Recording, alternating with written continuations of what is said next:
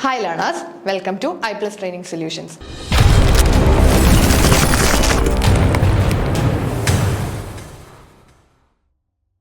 അപ്പോൾ നമ്മൾ ഇന്നത്തെ ഈ ഒരു ക്ലാസ്സിൽ നമ്മളുടെ നെറ്റ് കോമേഴ്സിന്റെ തൊട്ട് കഴിഞ്ഞ എക്സാം, അതായത് നമ്മളുടെ ജാനുവരി 2025 നടന്ന എക്സാമിന്റെ ക്വസ്റ്റ്യൻ ഡിസ്കഷൻ ആണ്. അതായത് നമ്മളുടെ ഡിസംബർ 2024 സെഷൻ ആയിരുന്നു. സോ നമുക്ക് ആ ഒരു ഡിസംബർ 2024 സെഷന്റെ ക്വസ്റ്റ്യൻസ് ഒന്ന് ഡിസ്കസ് ചെയ്യാം. സോ നമുക്ക് ആദ്യം കുറച്ച് ക്വസ്റ്റ്യൻസ് നോക്കി പോകാം. ഈ ഒരു എക്സാം എഴുതിയവർക്ക് മനസ്സിലാകും. പൊതുവെ കമ്പാരിറ്റീവ്ലി ചില ക്വസ്റ്റ്യൻസ് വളരെ സിമ്പിൾ ആണ്, ഭയങ്കര ഡയറക്റ്റ് ആയിട്ട് ചോദിച്ചിട്ടുണ്ടായിരുന്നു. ചിലത് കുറച്ച് കോംപ്ലിക്കേറ്റഡ് ആയിട്ടും ഒരുപാട് സെക്ഷൻസ്, നമ്മുടെ ലോയിലൊക്കെ ആണെങ്കിൽ കുറച്ചധികം സെക്ഷൻസ് ഒക്കെ ചോദിച്ചിട്ടുള്ളൊരു ക്വസ്റ്റ്യൻ പേപ്പർ ആയിരുന്നു അല്ലേ. അതേപോലെ തന്നെ നമുക്ക് കാൽക്കുലേഷൻസ് ചോദിച്ചിട്ടുണ്ട്. പല ഏരിയയിൽ നിന്നും നമ്മുടെ ഫോർമുലാസ് ഉപയോഗിച്ചുകൊണ്ടുള്ള കുറച്ചധികം കാൽക്കുലേഷൻസ് ചോദിച്ചിട്ടുണ്ട്. എന്നാൽ ചില ക്വസ്റ്റ്യൻസ് വളരെ സിമ്പിൾ ആണ്, വളരെ സിമ്പിൾ ആയിട്ട് ഡയറക്റ്റ് ആയിട്ട് തന്നെ ചോദിച്ച ക്വസ്റ്റ്യൻസും ഉണ്ടായിരുന്നു. അപ്പോൾ നമുക്ക് കമ്പാരിറ്റീവ്ലി ഒരു മോഡറേറ്റ് ലെവൽ എന്ന് പറയാം. ഒരുപാട് ടഫ് ആയിട്ടുള്ള ഒരു എക്സാം അല്ല എന്നാണ് പൊതുവേ ഉള്ളൊരു അഭിപ്രായം. സോ നമുക്ക് എന്തായാലും ക്വസ്റ്റ്യൻസ് ഡിസ്കസ് ചെയ്യാം. സോ ഇതൊക്കെ വളരെ സിമ്പിൾ, അതായത് വെറും ബേസിക് ക്വസ്റ്റ്യൻ ആണ്. ഈ ഒരു ക്വസ്റ്റ്യൻ കാണുമ്പോൾ തന്നെ നമുക്ക് വേഗം ആൻസറിലേക്ക് എത്താൻ പറ്റും അല്ലേ. വളരെ ബേസിക് ആയിട്ടുള്ള ക്വസ്റ്റ്യൻസ് ആണ്. Which of the following consists of comparing entries in the books of accounts with documentary evidence in support thereof? അപ്പോൾ ഈ പറഞ്ഞിരിക്കുന്ന, അതായത് internal check, internal control, vouching and verification, ഇതിലേതാണ് നമ്മൾ ഡോക്യുമെന്ററി എവിഡൻസുകൾ ഉപയോഗിച്ചുകൊണ്ട് നമ്മളുടെ ആക്യുറസി, നമ്മുടെ അക്കൗണ്ടിങ് ബുക്സ് ഓഫ് അക്കൗണ്ട്സിന്റെ ആക്യുറസിയും കറക്റ്റ്നെസ്സും ഒക്കെ ഡോക്യുമെന്ററി എവിഡൻസുകൾ ഉപയോഗിച്ചുകൊണ്ട് ചെക്ക് ചെയ്യുന്നതിനെ ഇതിൽ ഏത് പേരിലാണ് അറിയപ്പെടുന്നത്? സിമ്പിൾ ആയിട്ട് നമുക്ക് അറിയാവുന്നതേ ഉള്ളൂ, ഡോക്യുമെന്ററി എവിഡൻസ്. ഈ ഒരു ഡോക്യുമെന്ററി എവിഡൻസ് എന്നൊരു വാക്ക് കേട്ടാൽ തന്നെ നമ്മളുടെ മനസ്സിലേക്ക് ഫസ്റ്റ് വരേണ്ടത് എന്താണ്? വൗച്ചിങ് അല്ലെ, വൗച്ചിങ് ആണ്. So comparing entries in books of accounts with documentary evidence in support thereof. നമ്മുടെ ബുക്സ് ഓഫ് അക്കൗണ്ട്സിലുള്ള എൻട്രീസ്, ബുക്സ് ഓഫ് അക്കൗണ്ട്സിൽ നമ്മൾ എൻ്റർ ചെയ്തിരിക്കുന്ന കാര്യങ്ങളുടെ എല്ലാം ഡോക്യുമെന്ററി എവിഡൻസുകൾ നമ്മൾ ചെക്ക് ചെയ്യാണ് അല്ലെ. ഓരോ ട്രാൻസാക്ഷനും നമുക്കറിയാം, നമ്മുടെ ബുക്സ് ഓഫ് അക്കൗണ്ട്സിൽ എന്തൊക്കെ ട്രാൻസാക്ഷൻ നമ്മൾ എൻ്റർ ചെയ്യുന്നു അതിനെല്ലാം എന്ത് വേണം? സപ്പോർട്ടിംഗ് ഡോക്യുമെന്റ് വേണം, ആ ഒരു എവിഡൻസ് വേണം. ഇപ്പോൾ ഒരു സെയിൽ നടന്നാൽ അതിന്റെ ഒരു ബില്ല്, അല്ലെങ്കിൽ പെർച്ചേസ് നടന്നാൽ അതിന്റെ ബില്ലും ഇൻവോയ്സുകളും എല്ലാം നമ്മുടെ ഡോക്യുമെന്ററി എവിഡൻസുകളാണ്. ഈ ബില്ലുകളും ഇൻവോയ്സുകളും എല്ലാം നമ്മൾ എന്ത് ചെയ്യണം? സൂക്ഷിച്ചു വെക്കണം. ദെൻ നമ്മളുടെ ബുക്സ് ഓഫ് അക്കൗണ്ട്സിനകത്ത് എൻ്റർ ചെയ്തിരിക്കുന്ന ഓരോ ട്രാൻസാക്ഷന്റെയും ഡോക്യുമെന്ററി എവിഡൻസ് ഓഡിറ്റർ കൃത്യമായിട്ട് ചോദിക്കും. അങ്ങനെ എവിഡൻസ് ഇല്ലാത്തൊരു ട്രാൻസാക്ഷൻ നമ്മുടെ ബുക്സ് ഓഫ് അക്കൗണ്ട്സിലേക്ക് നമുക്ക് എൻ്റർ ചെയ്യാനായിട്ട് പറ്റില്ല. സോ നമ്മുടെ ബുക്സ് ഓഫ് അക്കൗണ്ട്സിന്റെ കറക്റ്റ്നെസ്സും ആക്യുറസിയും ഒക്കെ വൗച്ചേഴ്സ് അല്ലെങ്കിൽ അതിന്റെ സപ്പോർട്ടിംഗ് ഡോക്യുമെന്റ്സ് ഉപയോഗിച്ചുകൊണ്ട് ചെക്ക് ചെയ്യുന്നതിനെയാണ് വൗച്ചിങ് എന്ന് പറയുന്നത്. Then internal check, internal control, verification, ഇതൊക്കെ എന്താണെന്ന് കൃത്യമായിട്ട് നോക്കുക. നമ്മളൊരു ക്വസ്റ്റ്യൻ പഠിക്കുമ്പോൾ അതിന്റെ ആൻസർ മാത്രം പഠിക്കാതെ ആ ബാക്കി ഓപ്ഷൻസ് കൂടി എന്താണ് ആ ഓപ്ഷൻസ്, അല്ലെങ്കിൽ ഇപ്പൊ എന്താണ് ഇന്റേണൽ ചെക്ക്, എന്താണ് ഇന്റേണൽ കൺട്രോൾ എന്ന് ഒന്ന് നോക്കി വെച്ചേക്കാം. ഓക്കെ, സോ അത് നിങ്ങളുടെ ഡ്യൂട്ടിയാണ്. എന്താണ് ഈ മറ്റു ഓപ്ഷൻസിൽ കിടക്കുന്ന, അതായത് നമ്മുടെ ഇന്റേണൽ ചെക്കും വെരിഫിക്കേഷനും ഇന്റേണൽ കൺട്രോളും, ഇതൊക്കെ അക്കൗണ്ടിങ് പോയിന്റ് ഓഫ് വ്യൂവിൽ എന്താണ് എന്ന് കൃത്യമായിട്ട് നോക്കി വെച്ചോളാം. ഓക്കെ, സോ നമുക്കിവിടെ വൗച്ചിങ് എന്നും ട്രേസിംഗ് എന്നും ഓഡിറ്റിനകത്ത് നമുക്ക് രണ്ട് വാക്കുകൾ പറയും, വൗച്ചിങ്, ട്രേസിംഗ്. ഇത് രണ്ടും കൃത്യമായിട്ട് മനസ്സിലാക്കി വെക്കണം. നോർമലി ഇത് തിരിഞ്ഞു പോകുന്ന, നമുക്ക് കൺഫ്യൂഷൻ ഉണ്ടാക്കുന്ന രണ്ട് ടേംസ് ആണ്. അതുകൊണ്ടാണ് നമ്മൾ ജസ്റ്റ് ഇതൊന്ന് ഡിസ്കസ് ചെയ്യുന്നത്. വൗച്ചിങ്ങും ട്രേസിംഗും തമ്മിലുള്ള വ്യത്യാസം നമുക്ക് കാണാം. വൗച്ചിങ് എന്ന് പറഞ്ഞാൽ accounting records to source document. അതായത് വൗച്ചിങ്ങിൽ ചെയ്യുന്നത് നമ്മളുടെ ബുക്സ് ഓഫ് അക്കൗണ്ട്സ് എടുക്കുക, നമ്മളുടെ books of accounts, profit and loss അക്കൗണ്ടോ ഏതൊരു അക്കൗണ്ടും ബുക്സ് ഓഫ് അക്കൗണ്ട്സ് എടുക്കുക. ഈ ഒരു ബുക്സ് ഓഫ് അക്കൗണ്ട്സിനകത്ത്, അല്ലെങ്കിൽ നമ്മുടെ ക്യാഷ് അക്കൗണ്ടോ പർച്ചേസ് അല്ലെങ്കിൽ സെയിൽസോ ഏതെങ്കിലും നമ്മുടെ ബുക്സ് ഓഫ് അക്കൗണ്ട്സുകളെ എടുക്കുക. ഈ ബുക്സ് ഓഫ് അക്കൗണ്ട്സുകൾ എടുത്തിട്ട് അതിനകത്തു നിന്നാണ് accounting records to source documents. അതായത് ബുക്സ് ഓഫ് അക്കൗണ്ട്സിനകത്ത് നിന്ന് ഓരോ ട്രാൻസാക്ഷനും നോക്കും, അതിന്റെ സോഴ്സ് ഡോക്യുമെന്റ് ഉണ്ടോ എന്ന് ചെക്ക് ചെയ്യും. അപ്പൊ നമ്മൾ ആദ്യം നോക്കുന്നത് ബുക്സ് ഓഫ് അക്കൗണ്ട്സിലേക്കാണ്. നമ്മുടെ അക്കൗണ്ടിങ് റെക്കോർഡ്സിൽ നിന്നാണ് എവിടേക്ക് പോകുന്നത്? സോഴ്സ് ഡോക്യുമെന്റിലേക്ക് പോകുന്നത്. അതുകൊണ്ട് നമുക്ക് ഇവിടെ വൗച്ചിങ് കാണാം. വൗച്ചിങ് ചെയ്യുന്നതിന്റെ ആരോ എങ്ങോട്ടാണ്? ഈ ലെഫ്റ്റിലേക്കാണ് ആരോ വരുന്നത് അല്ലേ. എന്തുകൊണ്ടാണ്? അക്കൗണ്ടിങ് റെക്കോർഡ്സ്, അതായത് നമ്മുടെ ബുക്സ് ഓഫ് അക്കൗണ്ട്സ് ആണ് ഈ കാണുന്നത്. ഈ ബുക്സ് ഓഫ് അക്കൗണ്ട്സിലെ ഓരോ ഐറ്റം നോക്കുന്നു, അതിന് കറസ്പോണ്ടിങ് ആയിട്ടുള്ള ഇൻവോയ്സുകളും ബില്ലുകളും ഒക്കെ ഉണ്ടോ എന്ന് ചെക്ക് ചെയ്യുന്നു. അതാണ് വൗച്ചിങ്. അപ്പൊ നമ്മൾ ബുക്സ് ഓഫ് അക്കൗണ്ട്സിൽ നിന്ന് സോഴ്സ് ഡോക്യുമെന്റിലേക്ക് വരികയാണ്. അതായത് ഓരോ ട്രാൻസാക്ഷൻ നോക്കുന്നു, അതിന്റെ സപ്പോർട്ടിംഗ് ഡോക്യുമെന്റ് ഉണ്ടോ എന്ന് ഉറപ്പ് വരുത്തുന്നു. അതാണ് വൗച്ചിങ്. ഇനി ട്രേസിംഗിന്റെ പ്രത്യേകത എന്താ? Tracing source document to accounting records. അത് എവിടെ നിന്ന് എവിടേക്കാ പോകുന്നത്? ട്രേസിംഗിലേക്ക് വരുമ്പോൾ ആദ്യം നമ്മൾ ആ ഒരു ഇൻവോയ്സുകളാണ് നോക്കുന്നത്. അതായത് നമ്മുടെ ഓരോ സോഴ്സ് ഡോക്യുമെന്റുകളും നോക്കും. ഈ ബില്ല് അല്ലെങ്കിൽ ഈ ഒരു ഇന്ന ട്രാൻസാക്ഷൻ, ഈ സ്പെസിഫിക് ട്രാൻസാക്ഷൻ നമ്മളുടെ റെക്കോർഡ്സിനകത്ത് വന്നിട്ടുണ്ടോ എന്ന് നോക്കുന്നതാണ് ട്രേസിംഗ് എന്ന് പറയുന്നത്. ഓക്കെ, അപ്പോൾ ഈ ഒരു കൺസേൺഡ് ട്രാൻസാക്ഷൻ നമ്മുടെ ബുക്സ് ഓഫ് അക്കൗണ്ട്സിൽ നമ്മൾ എൻ്റർ ചെയ്തിട്ടുണ്ടോ എന്ന് നോക്കുന്നതാണ് ട്രേസിംഗ്. സോ ട്രേസിംഗ് എവിടെ നിന്ന് എങ്ങോട്ടേക്കാണ് പോകുന്നത്? Source document to accounting records. സോഴ്സ് ഡോക്യുമെന്റിൽ നിന്ന് അക്കൗണ്ടിങ് റെക്കോർഡ്സിലേക്കാണ് പോകുന്നത്. അതായത് നമ്മളുടെ ഓരോ ബില്ലുകളും എടുക്കും. ഈ ബില്ല് അല്ലെങ്കിൽ ഇങ്ങനെ ഒരു സെയില് നടന്നു, ഈ സെയില് നടന്നതിന്റെ ബില്ല് നമ്മളുടെ കയ്യിലുണ്ട്. അപ്പൊ ഈ ഒരു ബില്ല് അല്ലെങ്കിൽ ഈ ഒരു സെയില് നമ്മൾ ഇവിടെ റെക്കോർഡ് ചെയ്തിട്ടുണ്ടോ എന്ന് നോക്കണം. അതാണ് ട്രേസിംഗ്. ഓരോ ഡോക്യുമെന്റുകളും നമ്മളുടെ ബുക്സ് ഓഫ് അക്കൗണ്ട്സിൽ വന്നിട്ടുണ്ടോ എന്ന് ചെക്ക് ചെയ്യുന്നതാണ് ട്രേസിംഗ്. ദെൻ വൗച്ചിങ് എന്ന് പറഞ്ഞാൽ ബുക്സ് ഓഫ് അക്കൗണ്ട്സിലുള്ള ട്രാൻസാക്ഷൻ എല്ലാം ഡോക്യുമെന്റുകൾ ഉണ്ടോ എന്ന് നോക്കുന്നതാണ് വൗച്ചിങ്. ഓക്കെ, ഇപ്പൊ നിങ്ങൾക്ക് ഇതിലൊരു ക്ലാരിറ്റി കിട്ടിക്കാണും എന്താണ് വൗച്ചിങ്, എന്താണ് ട്രേസിംഗ്. സോ കൃത്യമായിട്ട് മനസ്സിലാക്കി വെക്കുക. ഓക്കെ, സോ നമുക്ക് നെക്സ്റ്റ് ക്വസ്റ്റ്യനിലേക്ക് പോകാം. Prepaid insurance is which type of account? Prepaid insurance. Prepaid ഇൻഷുറൻസിന്റെ പ്രത്യേകത എന്താ? നമ്മൾ മുൻകൂട്ടി അടച്ചതാണ് അല്ലേ, നമ്മൾ നേരത്തെ പേ ചെയ്തതാണ്. സാധാരണഗതിയിൽ ഈ പ്രീപെയ്ഡ് എന്നൊക്കെ കേൾക്കുമ്പോൾ നമ്മൾ പെട്ടെന്ന് എന്താ ചിന്തിക്കുക? പ്രീപെയ്ഡ് നേരത്തെ അടച്ചു വെച്ചു, അപ്പൊ നമുക്കതൊരു അസറ്റ് അല്ലേ? അസറ്റുകളെ റിയൽ അക്കൗണ്ടിന്റെ കാറ്റഗറിയിലല്ലേ പറയുന്നത്? അന്നേരം അത് റിയൽ അക്കൗണ്ട് ആകില്ലേ എന്നൊരു പെട്ടെന്ന് നമ്മുടെ മനസ്സിലേക്ക് അങ്ങനെ ആകും വരുന്നത്. നോർമലി കുറെ പേര് അങ്ങനെ എന്നോട് ചോദിച്ചിട്ടുണ്ടായിരുന്നു. പ്രീപെയ്ഡ് ഇൻഷുറൻസുകൾ അതായത് അസറ്റുകളാണല്ലോ, അസറ്റുകളെ നമ്മൾ റിയൽ അക്കൗണ്ടിലല്ലേ കാണിക്കേണ്ടത്. പക്ഷേ പ്രീപെയ്ഡ് ഇൻഷുറൻസ് എന്ന് പറയുന്നത് ഒരിക്കലും റിയൽ അക്കൗണ്ട് അല്ല, നമ്മളുടെ റെപ്രസെന്റേറ്റീവ് നോമിനൽ അക്കൗണ്ട് ആയിട്ടാണ് പ്രീപെയ്ഡ് ഇൻഷുറൻസസിനെ നമ്മൾ കണക്കാക്കുന്നത്. Representative nominal account, representative personal account, representative personal account. Personal അക്കൗണ്ടുകളുടെ പ്രത്യേകത നമുക്കറിയാം. ഏതെങ്കിലും ഒരു വ്യക്തിയായിട്ടോ അങ്ങനെ ഒരു പേഴ്സൺ, സ്പെസിഫിക് പേഴ്സണുമായിട്ട് റിലേറ്റ് ചെയ്ത് വരുന്ന കാര്യങ്ങളാണ് നമ്മൾ അവരെയാണ് പേഴ്സണൽ അക്കൗണ്ട് എന്ന് പറയുന്നത്. പേഴ്സണൽ അക്കൗണ്ട് തന്നെ നമുക്ക് പല ടൈപ്പിൽ പേഴ്സണൽ അക്കൗണ്ട് വരാം. നോർമൽ പേഴ്സണൽ അക്കൗണ്ട് ഉണ്ട്, അതേപോലെ തന്നെ artificial personal account, then representative personal account. ഇങ്ങനെ 3 തരത്തിലാണ് പേഴ്സണൽ അക്കൗണ്ട്സ് വരുന്നത്. നമ്മുടെ സാധാരണ നോർമൽ പേഴ്സണൽ അക്കൗണ്ട് എന്ന് പറയുമ്പോൾ ഒരു വ്യക്തിയുടെ പേര് വെച്ചിട്ട്, ഒരു സ്പെസിഫിക് പേഴ്സണിന്റെ പേര് വെച്ചിട്ടുള്ള അക്കൗണ്ടുകളെ നമുക്ക് നോർമൽ പേഴ്സണൽ അക്കൗണ്ട് എന്ന് പറയാം. ഇനി ഒരു കമ്പനിയൊക്കെ ആണെങ്കിൽ അത് ആർട്ടിഫിഷ്യൽ പേഴ്സൺസ് ആണ് അല്ലേ? അങ്ങനെ കമ്പനിയുടെ പേര് വെച്ചിട്ടാണെങ്കിൽ അതിനെ നമുക്ക് ആർട്ടിഫിഷ്യൽ പേഴ്സണൽ അക്കൗണ്ട് എന്ന് പറയാം. ഇനി നമ്മൾ ഈ പറഞ്ഞതുപോലെ ഏതെങ്കിലും അസറ്റ്, ഇൻകം ഓർ എക്സ്പെൻസസ് അത് ഡ്യൂ ആയതോ അല്ലെങ്കിൽ നമ്മൾ പ്രീപേ ചെയ്തതോ ഔട്ട്സ്റ്റാൻഡിങ് ആയ ഔട്ട്സ്റ്റാൻഡിങ് ആയിട്ടുള്ള എക്സ്പെൻസുകളെയും ഇൻകംസിനെയും ഒക്കെ നമ്മൾ കാണിക്കുന്നത് റെപ്രസെന്റേറ്റീവ് പേഴ്സണൽ അക്കൗണ്ട് എന്നൊരു കാറ്റഗറിയിലായിരിക്കും. പേഴ്സണൽ അക്കൗണ്ടിന്റെ അണ്ടറിലാണ് വരുന്നത്. ഇപ്പോൾ പേഴ്സണൽ അക്കൗണ്ട്സിന് 3 കാറ്റഗറൈസേഷൻ ആണ്: normal personal account, artificial personal account, representative personal account. So account related to expense or income that are owed or due. These are a bit more abstract and represent specific outstanding expense or income. Prepaid rent, outstanding salary, ഇങ്ങനെയുള്ള കാര്യങ്ങളെല്ലാം നമ്മൾ കാണിക്കുന്നത് representative personal അക്കൗണ്ട്സിലായിരിക്കും. കൃത്യമായിട്ട് ഓർത്തു വെക്കുക. ബാക്കിയുള്ള accounts നിങ്ങൾക്ക് already അറിയാവുന്നതാണ്. റിയൽ അക്കൗണ്ട് എന്ന് പറയുമ്പോൾ നമ്മുടെ അസറ്റുകളുടെ ബേസിലാണ് അല്ലേ? നമ്മളുടെ ഫർണിച്ചർ, മെഷീനറി, ഇതൊക്കെ നമ്മുടെ അസറ്റുകളാണ്. സോ ഈ അസറ്റുകളെ വെച്ചിട്ടാണ് നമ്മൾ റിയൽ അക്കൗണ്ടുകൾ പ്രിപ്പയർ ചെയ്യുന്നത്. ദെൻ നോമിനൽ അക്കൗണ്ട് നമുക്കറിയാം, ഇൻകംസും എക്സ്പെൻസസും ഒക്കെ നമ്മുടെ നോമിനൽ അക്കൗണ്ട്സിനകത്ത് കാണിക്കും. ഈ റിയൽ അക്കൗണ്ടിന്റെ പ്രത്യേകത നമ്മൾ പിന്നീട് നെക്സ്റ്റ് ഇയറിലേക്ക് റിയൽ അക്കൗണ്ടുകളെ ക്യാരി ഫോർവേഡ് ചെയ്യാറുണ്ട്. പക്ഷേ നോമിനൽ അക്കൗണ്ടുകൾ നമ്മൾ അടുത്ത വർഷത്തേക്ക് ക്യാരി ഫോർവേഡ് ചെയ്യുന്നില്ല. അത് ആ ഇയർ എൻഡിൽ തന്നെ ക്ലോസ് ചെയ്യാറാണ് ചെയ്യുന്നത്. ഓക്കെ, ഇനി നെക്സ്റ്റ് ക്വസ്റ്റ്യനിലേക്ക് പോകാം. Total production is maximum when? Total product അല്ലെങ്കിൽ നമ്മൾ പ്രൊഡക്ഷൻ ഫംഗ്ഷൻ ഒക്കെ പഠിച്ചിട്ടുണ്ട് അല്ലേ? നമ്മളുടെ എക്കണോമിക്സിൽ നിന്നുള്ള ഒരു ക്വസ്റ്റ്യൻ ആണ്. ഈ ക്വസ്റ്റ്യൻസ് നിങ്ങൾ ഓരോ ക്വസ്റ്റ്യൻസ് നോക്കുമ്പോഴും അത് നമ്മളുടെ ഏത് യൂണിറ്റിൽ നിന്നുള്ളതാണെന്ന് കൃത്യമായിട്ട് പഠിക്കുക. നമുക്ക് ടോട്ടൽ 10 യൂണിറ്റുകൾ ഉണ്ടല്ലോ നെറ്റ് എക്സാമിന്. കോമേഴ്സിൽ നിന്ന് നമുക്ക് കോമേഴ്സിൽ 10 യൂണിറ്റ്സ് ആണുള്ളത്. ഈ ഓരോ യൂണിറ്റുകളും നമ്മൾ കൃത്യമായിട്ട് സിലബസ് അനുസരിച്ച് പഠിക്കുക. ദെൻ ഈ PYQs ഡിസ്കസ് ചെയ്യുന്ന സമയത്ത് ഈ ഒരു ക്വസ്റ്റ്യൻ വന്നാൽ ഇത് ഏത് യൂണിറ്റിൽ നിന്ന് ചോദിച്ചതാണ് എന്ന് പെട്ടെന്ന് നിങ്ങൾക്ക് മനസ്സിലാകണം. അപ്പൊ നമുക്കറിയാം ഇത് നമ്മുടെ എക്കണോമിക്സിൽ നിന്നുള്ള ക്വസ്റ്റ്യൻ ആണ്.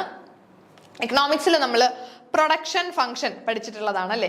അതിൽ തന്നെ ഷോർട്ട് റൺ പ്രൊഡക്ഷൻ ഫംഗ്ഷൻ ഉണ്ട്, ലോങ് റൺ പ്രൊഡക്ഷൻ ഫംഗ്ഷൻ ഉണ്ട്. സോ ഈ പ്രൊഡക്ഷൻ ഫംഗ്ഷൻ പഠിക്കുന്ന സമയത്ത് ടോട്ടൽ പ്രൊഡക്റ്റും ആവറേജ് പ്രൊഡക്റ്റും മാർജിനൽ പ്രൊഡക്റ്റും ഒക്കെ എങ്ങോട്ടൊക്കെ ഏത് സമയത്ത് ടോട്ടൽ പ്രൊഡക്റ്റ് മാക്സിമം ആകുമ്പോൾ ആവറേജ് പ്രൊഡക്റ്റിന് എന്ത് സംഭവിക്കുന്നു, മാർജിനൽ പ്രൊഡക്റ്റിന് എന്ത് സംഭവിക്കുന്നു എന്നിങ്ങനെയുള്ള കാര്യങ്ങൾ ഗ്രാഫിക്കലായിട്ട് തന്നെ പഠിച്ചു വെച്ചിട്ടുള്ളതാണ്. കൃത്യമായിട്ട് അത് ഗ്രാഫുകളായിട്ട് തന്നെ നിങ്ങൾ പഠിച്ചു വെക്കാൻ ശ്രമിക്കുക. അപ്പൊ നമുക്ക് ഒരിക്കലും അത് മറന്നു പോകില്ല. എക്സാമിന് ചോദിക്കുമ്പോൾ ജസ്റ്റ് ആ പേപ്പറിലേക്ക് ആ ഒരു ഗ്രാഫ് നിങ്ങളൊന്ന് വരച്ചാൽ മതി, വേഗം ആൻസർ കണ്ടുപിടിക്കാനായിട്ട് പറ്റും.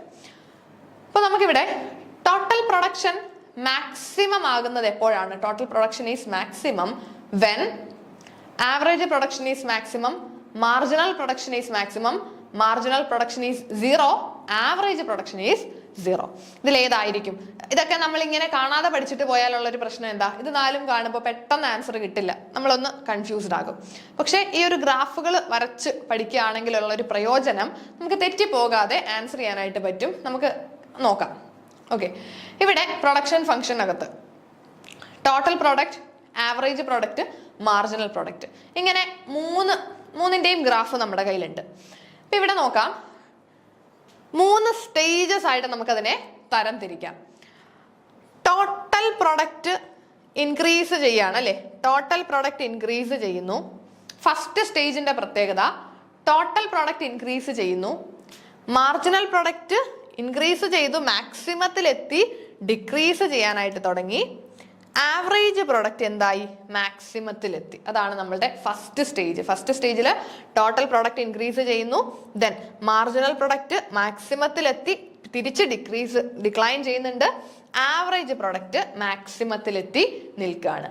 ഇനി നെക്സ്റ്റ് സ്റ്റേജിലേക്ക് വരുമ്പോൾ ടോട്ടൽ പ്രൊഡക്റ്റ് പിന്നെയും ഇൻക്രീസ് ചെയ്തത് മാക്സിമത്തിലേക്ക് എത്തുന്നുണ്ട്, ആവറേജ് പ്രൊഡക്റ്റ് പതിയെ ഡിക്ലൈൻ ചെയ്യാനായിട്ട് തുടങ്ങി, മാർജിനൽ പ്രൊഡക്റ്റ് എവിടെ എത്തി?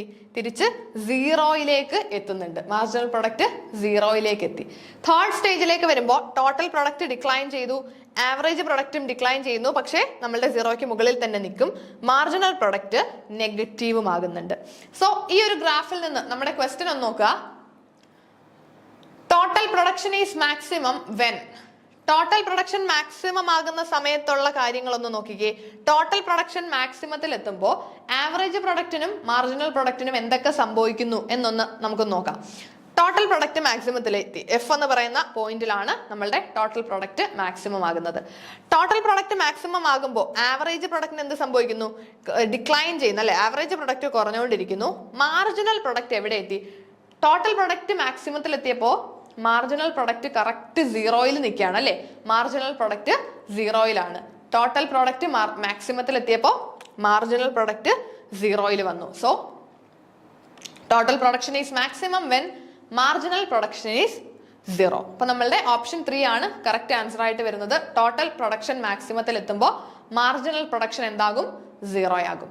സോ ഇങ്ങനെ ഈ ഒരു ഗ്രാഫ് കൃത്യമായിട്ട് പഠിച്ചു വെക്കുക. നിങ്ങൾ ജസ്റ്റ് അതൊന്ന് വരച്ച് വെച്ചേക്കുക. ദെൻ ഓരോ സിറ്റുവേഷനിലും എന്താണ് സംഭവിക്കുന്നത് എന്ന് മനസ്സിലാക്കുക. ടോട്ടൽ പ്രൊഡക്റ്റ് മാക്സിമത്തിൽ എത്തുമ്പോൾ മാർജിനൽ പ്രൊഡക്റ്റ് സീറോ ആകും. അതിനുശേഷം ടോട്ടൽ പ്രൊഡക്ഷൻ കുറയുന്ന സമയത്ത് മാർജിനൽ പ്രൊഡക്ഷൻ നെഗറ്റീവ് ആകുന്നുണ്ട്, അതും ശ്രദ്ധിക്കുക. ഇങ്ങനെയുള്ള കാര്യങ്ങൾ ശ്രദ്ധിക്കുക. ദെൻ ഫസ്റ്റ് സ്റ്റേജിൽ തന്നെ നമ്മുടെ മാർജിനൽ പ്രൊഡക്റ്റ് ഇൻക്രീസ് ചെയ്തു, മാക്സിമത്തിൽ എത്തി, അത് ഡിക്രീസും ചെയ്യുന്നുണ്ട്. ദെൻ ആവറേജ് പ്രൊഡക്റ്റ് മാക്സിമത്തിൽ എത്തുമ്പോൾ മാർജിനൽ പ്രൊഡക്റ്റും ആവറേജ് പ്രൊഡക്റ്റും സെയിം ആകുന്നുമുണ്ട്, അതും കൃത്യമായിട്ട് ശ്രദ്ധിക്കുക. ഇങ്ങനെയുള്ള ചെറിയ ചെറിയ കാര്യങ്ങളൊക്കെ നിങ്ങളൊന്ന് സ്പെസിഫിക് ആയിട്ട് പഠിച്ചു വെക്കുക. ഓക്കെ, സോ ഇവിടെ നമ്മുടെ option 3 marginal production is zero. ബാക്കിയൊക്കെ നോക്കിയാൽ നമുക്ക് കാണാം, ബാക്കിയുള്ള ഓപ്ഷൻസ് ഒന്നും ഇവിടെ കറക്റ്റ് ആയിട്ട് വരില്ല. ഓപ്ഷൻ 3 ആണ് റൈറ്റ് ആൻസർ. ഓക്കെ, സോ നമുക്ക് നെക്സ്റ്റ് ക്വസ്റ്റ്യനിലേക്ക് പോകാം.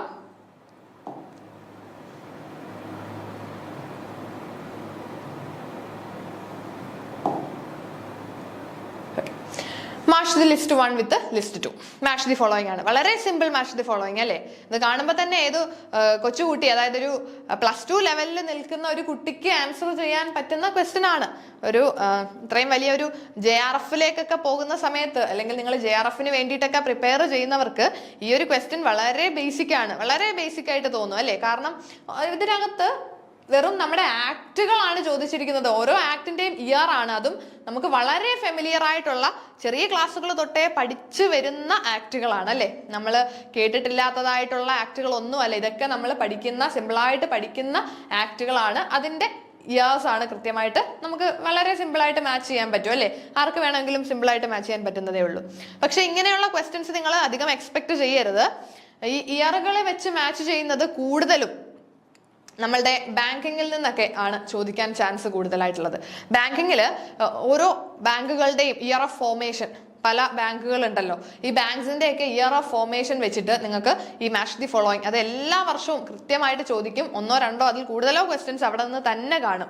അത് കൃത്യമായിട്ട് പഠിക്കാൻ നിങ്ങളൊരു പേപ്പറിലേക്ക്, ഞാൻ എല്ലാ ക്ലാസ്സുകളിലും പറയുന്നതാണ്, ഒരു പേപ്പറിലേക്ക് ഈ ബാങ്കുകൾ, ഓരോ ബാങ്കുകളും വന്ന വർഷം എസ്റ്റാബ്ലിഷ് ചെയ്ത ഇയറുകൾ എഴുതി വെക്കുക. ഒരുപാട് കാണും. അത് കൃത്യമായിട്ട് അങ്ങ് പഠിച്ചു വെച്ചാൽ അത്യാവശ്യം മാർക്ക് നമുക്ക് അവിടെ നിന്ന് സ്കോർ ചെയ്യാം. ഇവിടെ കോൺട്രാക്ട് ആക്ട് ഏതാണ്? 1872, സിമ്പിളായിട്ട് അറിയാം അല്ലേ?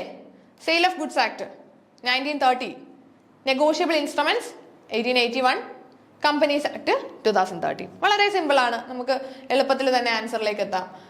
A2, B3, C4, D1. A2, B3, C4, D1.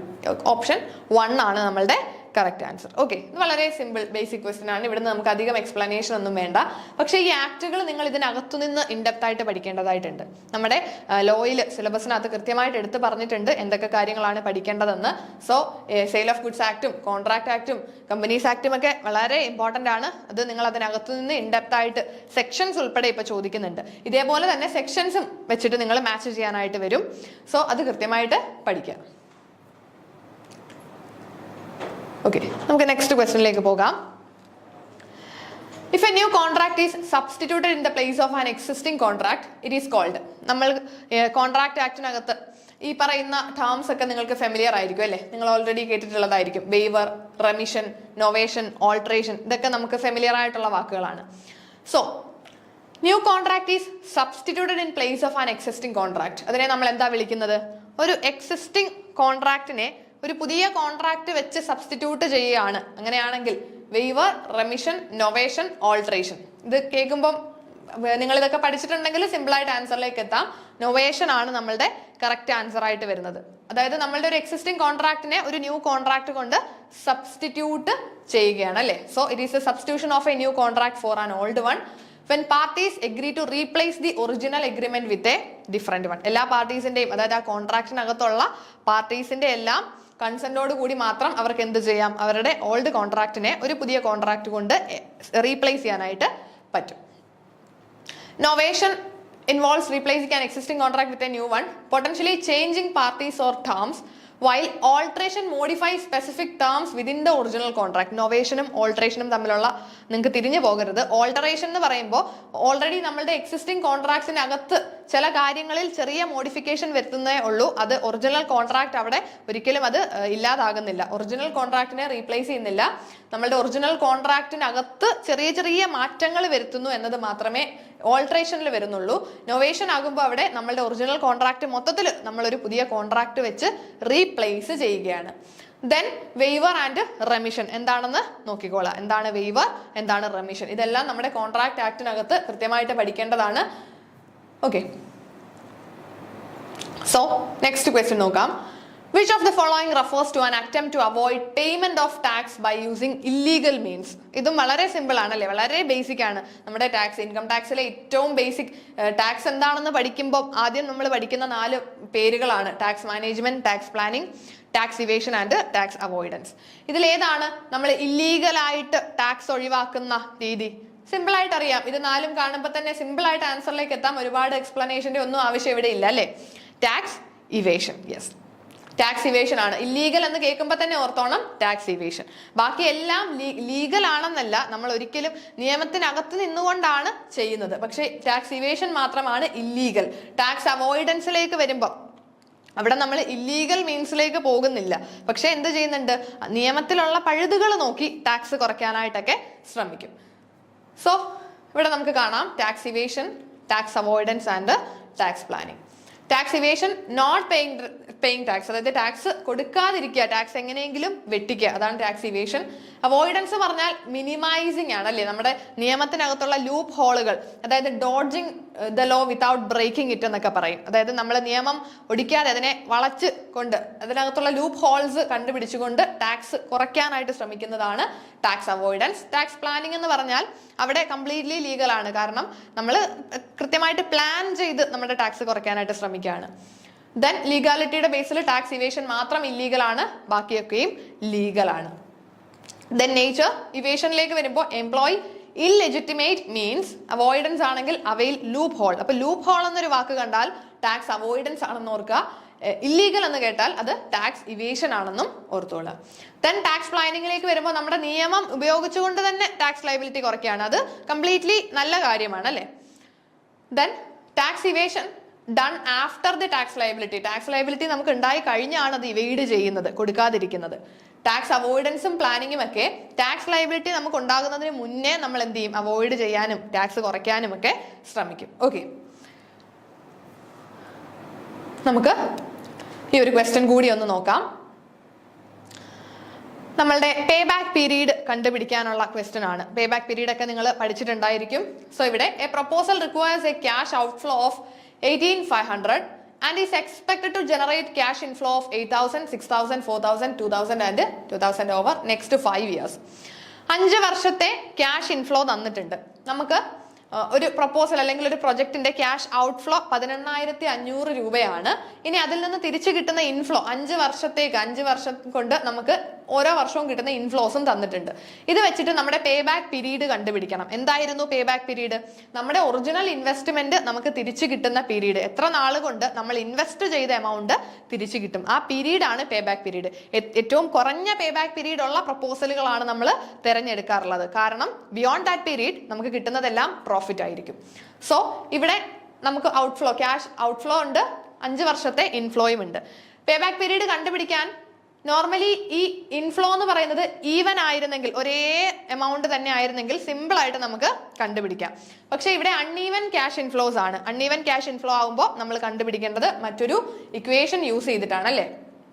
അവിടെ നമ്മൾ ക്യുമുലേറ്റീവ് ക്യാഷ് ഫ്ലോ കണ്ടുപിടിച്ച് അതിന്റെ ബേസിൽ വേണം പേ ബാക്ക് പീരീഡ് കാണാൻ. സോ നമുക്ക് ആദ്യം ക്യുമുലേറ്റീവ് ക്യാഷ് ഇൻഫ്ലോ കണ്ടുപിടിക്കണം. ക്യുമുലേറ്റീവ് ക്യാഷ് ഇൻഫ്ലോ കണ്ടുപിടിക്കാൻ നമ്മുടെ 5 വർഷത്തെ ഫസ്റ്റ് ഇയറിൽ 8,000 നമ്മുടെ ക്വസ്റ്റ്യനിലുണ്ട്. ഫസ്റ്റ് ഇയറിൽ 8,000 ആണ്. സെക്കൻഡ് ഇയറിലാകുമ്പോൾ അതിന്റെ കൂടെ നമ്മൾ ഫസ്റ്റ് ഇയറിലെ എമൗണ്ട് കൂടെ ആഡ് ചെയ്യണം. 8,000 പ്ലസ് 6,000 14,000 വരും. ഇനി മൂന്നാമത്തെ വർഷമാകുമ്പോൾ ഈ എമൗണ്ടിന്റെ കൂടെ നമ്മുടെ തേർഡ് ഇയറിലെ ഇൻഫ്ലോ കൂടെ ആഡ് ചെയ്യുക. ഫോർത്ത് ഇയറിൽ ഈ എമൗണ്ടിന്റെ കൂടെ ഫോർത്ത് ഇയറിലെ കൂടെ ആഡ് ചെയ്യുക. ഫിഫ്ത്ത് ഇയറിലേക്ക് വരുമ്പോൾ ഈ ഒരു എമൗണ്ടിന്റെ കൂടെ നമ്മുടെ ലാസ്റ്റ് ഇയറിലെയും കൂടി ക്യാഷ് ഇൻഫ്ലോ ആഡ് ചെയ്യുമ്പോൾ ഓരോ വർഷത്തെയും ക്യുമുലേറ്റീവ് ക്യാഷ് ഇൻഫ്ലോസ് കിട്ടും. അതായത് അത്രയും നാൾ വരെ കിട്ടിയത്, ഈ പ്രൊജക്റ്റിൽ ഇൻവെസ്റ്റ് ചെയ്തിട്ട് അതുവരെ കിട്ടിയതാണ് ക്യുമുലേറ്റീവ് ക്യാഷ് ഇൻഫ്ലോ എന്ന് പറയുന്നത്. ഈ ക്യുമുലേറ്റീവ് ക്യാഷ് ഇൻഫ്ലോയുടെ ബേസിൽ വേണം നമുക്ക് ഇത് നോക്കണം. അതായത് നമ്മുടെ ഇൻവെസ്റ്റ്മെന്റ് 18,500 ആണ്. ഈ 18,500 എത്രാമത്തെ വർഷത്തിലാണ് കിട്ടുന്നത്? ഇവിടെ ഒരു പ്രത്യേകതയുണ്ട്, 2 വർഷങ്ങളുടെ ഇടയിലായിട്ടാണ് അല്ലേ. അവിടെ 2 പീരീഡ് ഉണ്ട്. അതായത് തേർഡ് ഇയറിൽ 18,000 രൂപ കിട്ടും, ഫോർത്ത് ഇയറിൽ 20,000 രൂപ കിട്ടും. അപ്പൊ ഈ മൂന്നാമത്തെയും നാലാമത്തെയും വർഷത്തിന്റെ ഇടയ്ക്ക് ഏതോ ഒരു ടൈമിൽ നമുക്ക് എന്ത് കിട്ടും? 18,500 രൂപ കറക്റ്റ് പേ ബാക്ക് കിട്ടുമെന്നാണ് പറയുന്നത്. അപ്പൊ ഇവിടെ 2 പീരീഡ്സ് വന്നു.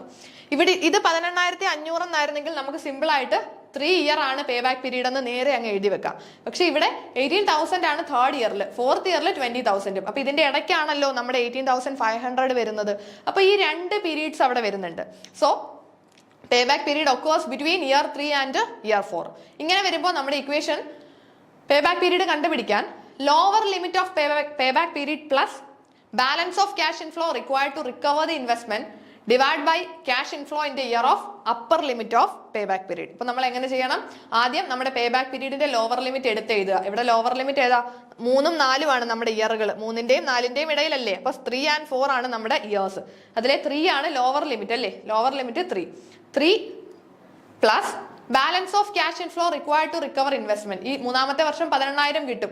എത്രയും കൂടി ഇനി വേണം? നമ്മുടെ ഇൻവെസ്റ്റ്മെന്റ് നമുക്ക് റിക്കവർ ചെയ്യാൻ ഇനി എത്രയും കൂടെ വേണം? ഒറിജിനൽ ഇൻവെസ്റ്റ്മെന്റ് 18,500 ആയിരുന്നു. അപ്പൊ 500 രൂപയും കൂടാണ് നമ്മുടെ ബാലൻസ് അല്ലെ, റിക്കവർ ചെയ്യാനുള്ള balance. So 3 + 500 divided by cash inflow in the year of upper limit of pay back period. നമ്മുടെ പേ ബാക്ക് പീരീഡിന്റെ അപ്പർ ലിമിറ്റ് ഏതാ? 4, നാലാമത്തെ വർഷം അല്ലേ? 3ന്റെയും 4ന്റെയും ഇടയിലാണല്ലോ. അപ്പൊ 4 ആണ് അപ്പർ ലിമിറ്റ്. ഈ ഫോർത്ത് ഇയറിലുള്ള ക്യാഷ് ഇൻഫ്ലോ എന്ന് പറഞ്ഞാൽ ക്യുമുലേറ്റീവ് അല്ല, ആ ഇയറിലെ യഥാർത്ഥ ക്യാഷ് ഇൻഫ്ലോ വേണം. ഫോർത്ത് ഇയറിലെ 2000 ആണ് നമ്മുടെ ക്യാഷ് ഇൻഫ്ലോ. ക്യുമുലേറ്റീവ് എടുക്കരുത്, യഥാർത്ഥ ക്യാഷ് ഇൻഫ്ലോ അത് 2000 ആണ് വരുന്നത്. So 3 + 500 by 2000. Therefore 3 + 0.25 3.25 years. 3.25 years കൊണ്ട് നമുക്ക് എന്ത് കിട്ടും? നമ്മളുടെ എമൗണ്ട്, നമ്മൾ ഇട്ട പൈസ തിരിച്ചു കിട്ടുമെന്നാണ് പറയുന്നത്. 3.25 years, അതായത് ഒരു 3.25 വർഷം. 3.25 വർഷം എന്ന് പറയുമ്പോൾ 3 ഇയറും 3 മന്തും കൊണ്ട് നമുക്ക് എന്ത് കിട്ടും? ഈ ഒരു 18,500 rupees തിരിച്ചു കിട്ടും. അതാണ് നമ്മളുടെ പേ back period. So answer is 3.25. Option 2 ആണ് നമ്മളുടെ കറക്റ്റ് ആൻസർ. ഓക്കെ, സോ ഇതെങ്ങനെയാണ് കണ്ടുപിടിക്കുന്നതെന്ന് മനസ്സിലാക്കി വെക്കുക. ഈവൻ ആയിരുന്നെങ്കിൽ, ക്യാഷ് ഫ്ലോസ് ഈവൻ ആയിരുന്നെങ്കിൽ, ഒരുപോലെ ആയിരുന്നെങ്കിൽ നമ്മളുടെ ക്യാഷ് ഔട്ട്ഫ്ലോയെ ഡിവൈഡഡ് ബൈ ഈ ഒരു ഇയേഴ്സിന്റെ നമ്പർ ഓഫ് ഇയേഴ്സ് കൊണ്ട് ഡിവൈഡ് ചെയ്യുമ്പോൾ നമുക്ക് സിമ്പിളായിട്ട് പേ ബാക്ക് പീരീഡ് കിട്ടും. അതായത് 18,500 രൂപയാണ്, അത് ഓരോ വർഷവും നമുക്ക് 20,000 രൂപ വെച്ച് കിട്ടും. അങ്ങനെയാണെങ്കിൽ 18,500 ഡിവൈഡ് ബൈ 20,000 ചെയ്താൽ മതി, പേ ബാക്ക് പീരീഡ് നമുക്ക് കിട്ടും. സോറി, 20,000 അല്ല, ഇപ്പൊ ഇവിടെ ഒരു 5 ലക്ഷം രൂപയാണ് നമ്മുടെ ക്യാഷ് ഔട്ട്ഫ്ലോ. 5 ലക്ഷമാണ് നമുക്ക് ഓരോ വർഷവും 20,000 വെച്ചിട്ടാണ് കിട്ടുന്നത് എന്ന് പറയുകയാണ്. അങ്ങനെയാണെങ്കിൽ 5 lakh ഡിവൈഡ് ബൈ 20,000 ചെയ്യുമ്പോൾ എത്ര നാൾ കൊണ്ട് ഈ 5 lakh തിരിച്ചു കിട്ടും? പേ ബാക്ക് പീരീഡ് കിട്ടും. പക്ഷെ അവിടെ cash outflow divide by cash inflow ചെയ്താൽ മതി. പക്ഷെ ഇവിടെ ഈവൻ അല്ല, പല എമൗണ്ടുകൾ ആയതുകൊണ്ട് ഈ രീതിയിൽ ക്യുമുലേറ്റീവ് ആയിട്ട് നമ്മൾ ക്യുമുലേറ്റീവ് ക്യാഷ് ഇൻഫ്ലോയുടെ ബേസിൽ കണ്ടുപിടിക്കണം. അവിടെ 2 പീരീഡ് വന്നാൽ മാത്രം ഈ ഒരു ഇക്വേഷൻ കൂടെ നമ്മൾ ഇട്ട് കൊടുക്കണം. ഇവിടെ 2 പീരീഡ് ഒന്നും വന്നില്ല. ക്യുമുലേറ്റീവ് കണ്ടുപിടിച്ചപ്പോൾ ഇവിടെ 18,500 വന്നാൽ നേരെ നമുക്ക് ആൻസർ 3 ഇയർ എന്ന് തന്നെ എഴുതി വെക്കാം. പക്ഷെ ഇവിടെ 2 വർഷത്തിന്റെ ഇടയിലായിട്ട് ആ എമൗണ്ട് വന്നതുകൊണ്ടാണ് നമുക്ക് വീണ്ടും ഒരു ഇക്വേഷൻ കൂടെ അവിടെ സബ്സ്റ്റിറ്റ്യൂട്ട് ചെയ്ത് കൊടുക്കാനായിട്ട് ആവശ്യം വന്നത്. ഓക്കെ, സോ ഇത്രയും ക്വസ്റ്റ്യൻസ് നിങ്ങൾക്ക് ക്ലിയർ ആയി എന്ന് വിശ്വസിക്കുന്നു. ഇനിയും ഉള്ള, അതായത് ഇപ്പൊ നമ്മൾ ഒരുവിധം സിമ്പിൾ ക്വസ്റ്റ്യൻസ് ആണ് നോക്കിയത്. ഇനിയും നമുക്ക് നെക്സ്റ്റ് ക്വസ്റ്റ്യൻസിലേക്ക് പോകാം. നെക്സ്റ്റ് ക്ലാസ്സിലായിട്ട് ഡിസ്കസ് ചെയ്യാം. താങ്ക്